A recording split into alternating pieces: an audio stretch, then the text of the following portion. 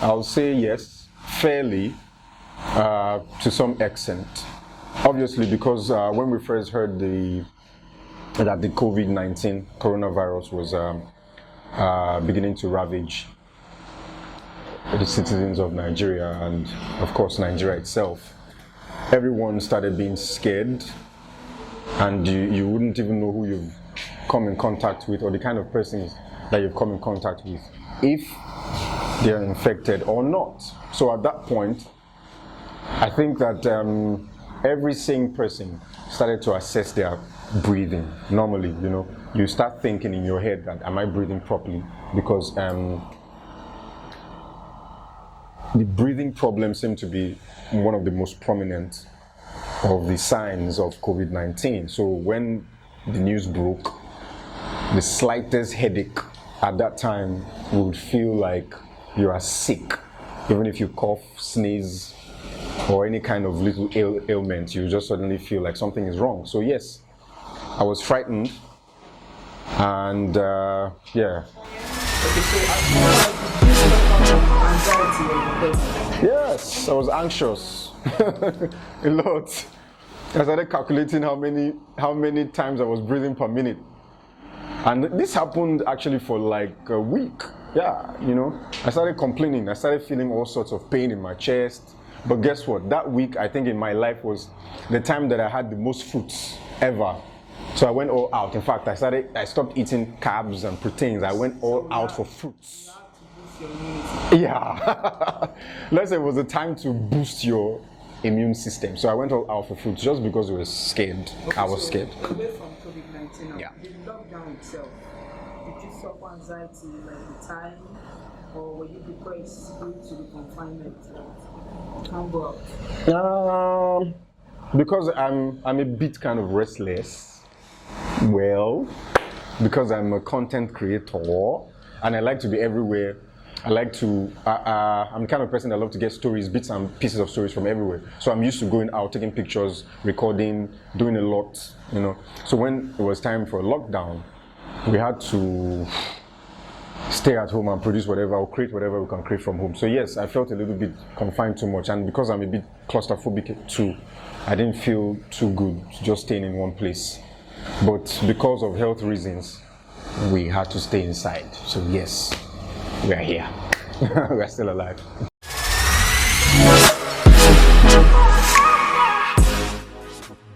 Yes, some bad habits that I can't mention on camera,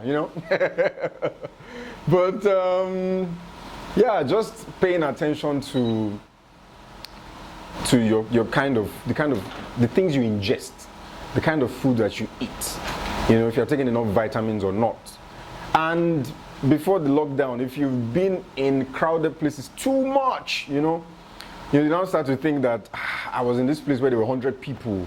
Is it possible that someone was infected or not? But I think this just teaches everyone a lesson that COVID-19 or not, pay attention to the things you ingest, pay attention to the kind of food categories, your food categories, It's not just because I found out that in Nigeria, Africa, it's all about rice, yam, and what have you, just carbs. So people should pay attention more to taking vitamins and, good food. Yeah.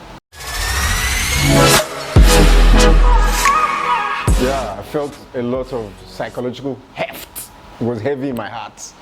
Like I mentioned that I was having, when I was thinking about my breathing, I could literally feel my heart beat. So now I started to assess my life. Like 2-3 weeks earlier, everything that I've done, you start to think that, have I been living a good life? Have I been eating well? Have I been treating people good? If this will be the end of time, So I felt a lot going on in my chest, in my heart, and in my conscience. Of course, so now that we have experienced the lockdown and we watch the news a lot, we see what's going on CNN, channels, AIT, and all the channels. We've seen what is going on. The level of interaction now is kind of like strategized. So if I don't have to come too close to you, then you can just stay, a couple of feet away from me and we can talk. And then handshake as well. I don't need to shake anybody. Don't shake me if it's not that important. I mean, if you're not giving me money, don't stretch your hand forward. If it's just talk, just keep it And now I'm more conscious about washing my hands, hugging or touching people, touching surfaces, eating the right food, and so many things. And I think that for everyone, generally, everything will change from the way we interact and the kind of things we eat. Just general life will change, and it will take a long time before people forget and return to the normal way of behaving that we had before.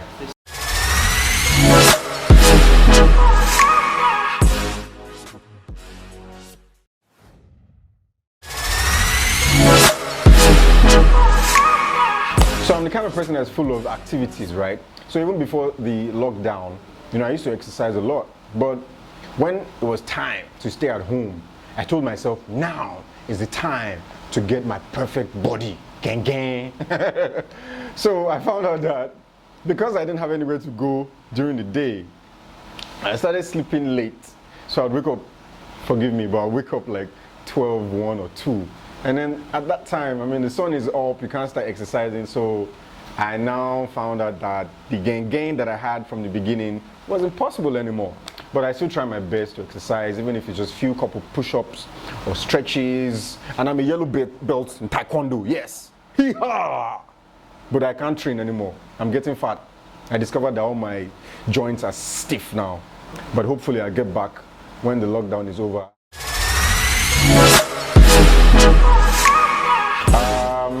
I think so, because last time I checked the mirror, I noticed my cheeks are a bit chubby. So I've just been a bit scared to climb on the scale because I know I might be disappointed. So I think the right thing to do now is to get to work and work out. Then I'll check my weight. But I think I did it good.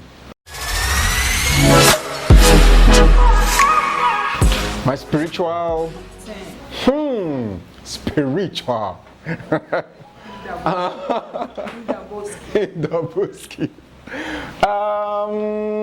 I would say yes, because normally every Sunday you would have to go to church, but now everything is online, which means that if your network is not good or your internet providers have decided to do you strong thing, you might not join service online, plus the fact that you might oversleep. And when you do and you wake up and service is done online, then you don't get to go to service. So it has, my spiritual life has dwindled a bit, gone down the slope a little bit, but hopefully I plan to spike it soon.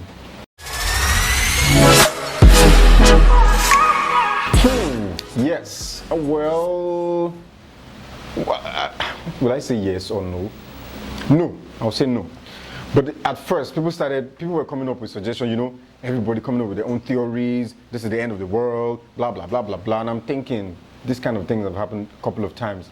They had World War that was literally, that meant war, people killing people, literally, and the world didn't end. And I don't think that it will come to a point where something will happen in the world and human beings will be able to calculate and say that this is the end of the world. The Bible says that nobody knows except Jesus Christ. Even Jesus Christ doesn't know. And he's seated at the right hand side of God and doesn't even know. So is it you, mere mortal, that will now know that there is the end of the world? God damn you. It's just a COVID something. Stay tuned. Did you go back to study the book of Revelation? No, I didn't go back to study because that book has a lot of things going on about dragon, this, that. No, for now, I stick to Proverbs, Genesis, Proverbs, and Matthew, them. I like Proverbs, yeah. I didn't go to Revelations, no need. Let's stay tight. Stay tuned. Yeah, the world will be back on the channel. Yeah.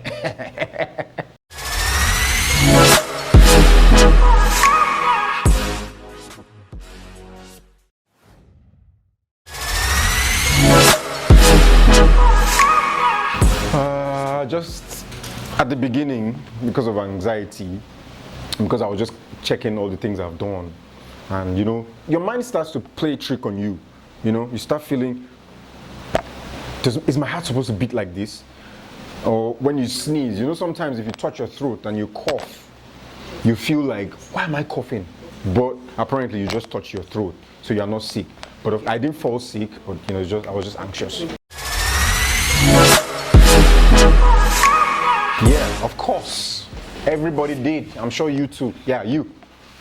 Sometimes when you sleep somehow, maybe you lie or somehow, not too good, and then you touch your throat, you might just cough. And then when you just go, oh, you don't know what? And then maybe that happens twice in a day, then you start suspecting yourself. And the next thing you do in the morning when you wake up, you just boil water and start, because everybody says the heat. Everybody just, put off the AC, everybody just heat. It's heat that kills heat. Yeah, I didn't really cough. I was just scared at some point that I'm coughing, but I wasn't coughing. Yeah. It's just that now, if I say I was a victim, how will you feel? Yeah, if you see me tomorrow, will you greet me? If I say I know someone, in your mind now you'll be thinking, maybe I contact, and I want to contact. But no, I'm not a victim. I know someone who knows someone. Yeah, let's do it like that. So I know someone who knows someone that was isolated or that was in an isolation center and got treated, and the person was fine. In fact, the person that person got in contact with died. May their souls rest in peace. Now, are you a victim of, or you know someone who was a victim of insecurity during the lockdown? Personally, I don't know. I just watched online and on TV a couple of people who got attacked during the lockdown. But personally, I'm not a victim. I don't know anyone who was attacked, because in my street alone, at that time, the 1 or 2 weeks that there was unrest and the news around that these guys were attacking people, everybody came out with their own protective measures. I came out with my own baseball bat, and I started wearing my taekwondo, the suit up to sleep. And every time I wake up, like, ah! But we all know that if they come, that won't work. So we thank God. Okay, yeah, Lagos boys now, you know how they are now. When maybe you're just living on the street, or you know them, and in your mind, you just think this guy is a normal guy you just like to say hello to, but you don't know that they have other reasons why they say hello to you. And at some point in my area, these guys will come up to me and they'll be like, how they go Twali, Baba, Baba, me. And I'm like, okay, he's saying, but in my mind, I'm like, he's saying Twali because he wants, pure water, you know what I mean? And I'm like, $100. And then next thing, the guy is like, oh, I call it I'm thinking, as in, did they put your face on a Naira note that makes that one and you give them something and they're telling you this one is not their money in English, this one is not their money. So which one is your money? Is it 500 or 1,000 that is your money? I don't get it. I don't know.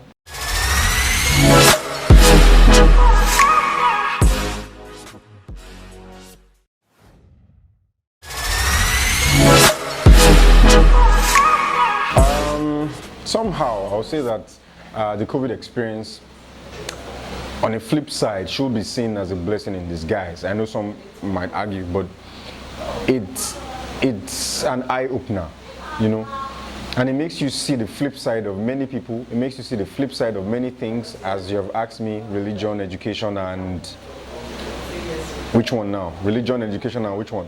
And skill acquisition. And skill acquisition. Now you find out that now is the time where you know what is important, or what is most important to people, what is essential to people, should a thing like this happen, which will now steer you in the right direction if you're trying to study something, acquire a skill acquisition, and so on and so forth. You know where to go to now, because you know that if there's a pandemic, some things are more important than some. That being said, religion-wise, now we can now see that it is very possible for people to sit in the comfort of their houses and worship God, even though the clerics, pastors, bishops, some don't agree, or some are not happy about the lockdown and the fact that people cannot come to church. Something that you shouldn't let people go out to the market and not let people come to the church. So now we see how they think and how they feel. And some are not even happy about the fact that offering is not coming in. Let's be real, Let's say the truth. Let's say how it is. So literally, you can stay in your house and worship God. Every church now is tilting towards the digital. This is teaching churches who have been sleeping for decades that you go digital, have a website, create something that you can enable people watch you from home or pay their tithe from home, which some people are already doing. And this will also tell you or speak to you or give you an insight to your spirituality or your Christian life or your Muslim life, as it may be, that you are not that strong. If there's a pandemic now, you've been doing the Holy Ghost and you've been doing what have, but now there's a pandemic. Have you prayed about it? Is your prayer working? So we are seeing a lot of things, and some people are even questioning the pastors. So, you tell us that you can pray and this disease will go, so why have you not done something? We are a country that worship the most in the world, but a disease is ravaging us and nothing can be done spiritually. There are questions, lots of questions are popping up and people's eyes are opening. Now, when it comes to education, for young ones, this tells you something. What paths should you gravitate towards? What career area should you open your eyes and check? This is the digital era.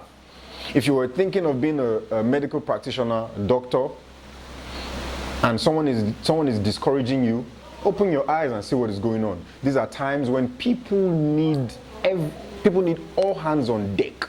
Every doctor, every nurse, no matter how little you know, even volunteers all over the world, no matter how little you know in the medical field, they need everybody. So if you've ever thought about being a medical practitioner and you maybe for some reason someone discouraged you, think about it. People need you. So if you go to school and you become a doctor and there's a pandemic, you can help the world. Or if you research, you do your biochemist, you researcher, you can find solutions to pandemics like this. People need you. These are digital times. Everything is digital now.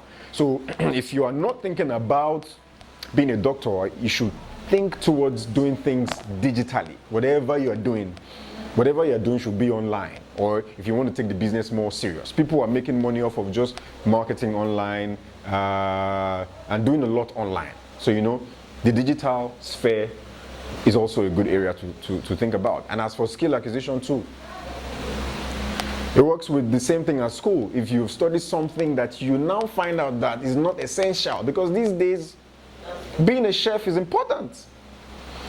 If you're thinking of starting up a business, think about, everybody now is thinking about food and health. So you see, food, health, and shelter. These things are very important. If someone has ever told you about being a chef and you just shove it off and you say, no, chef, which is one of the major problems that we have in Africa. Most parents will just talk to you about being a lawyer, being a doctor, and being an engineer. But nobody ever tells you something like learning multiple languages is also a career. If you can speak French, Russian, German, and Mandarin Chinese, for example, you can hold that as a whole career, make money off of it, and build and even feed your family off of it. But nobody discusses about that. Everybody just says doctor, lawyer, and what have you. So these are the times for you to think, open your eyes, and do a check. Ask the older ones, what is going on in the world? People need chefs, people need food, people need the medical practitioners. So whatever you want to do going forward, our eyes are open. If you have studied something that you think is not as important in the world, think again and go for the ones that seem like they are the most essential if there were to be another pandemic again.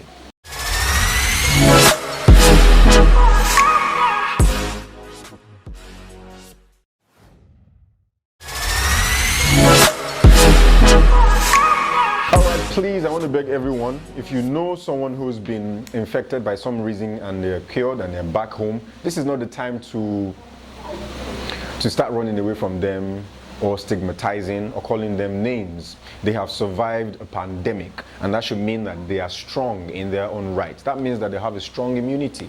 So see them as your friend, draw them closer, learn from them, and there's no need to stigmatize. We are all one, and we surely will beat COVID-19.